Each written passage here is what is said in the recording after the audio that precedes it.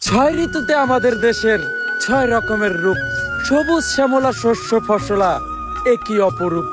বৈশাখ জ্যৈষ্ঠ গ্রীষ্মকাল, ফল ফলালিতে ভরা। আষাঢ় শ্রাবণ বর্ষাকাল, বৃষ্টি শুরু হয় ঝরা। ভাদ্র আশ্বিন শরৎকাল, এলোমেলো বাতাস ছোটে। কার্তিক অগ্রহায়ণ হেমন্তে, ঘরে ঘরে নবান্ন ফোটে। পৌষ মাঘ শীতকাল, অন্যের সম্পদ মেরে দিয়ে তুমি হচ্ছ লালে লাল। একবারও ভেবে দেখো নাই তোমার কি হবে পরকাল। গরিবের সম্পদ মেরে তুমি আছো অনেক ঢঙ্গে। মরার পরে কাফনের কাপড় শুধুই যাবে সঙ্গে। সেদিন অর্থ সম্পদ রইবে পড়ে, তবে কর্মের হবে না ছাড়। পরিবারকে রক্ষা করা যেন সব পুরুষেরই ধর্ম।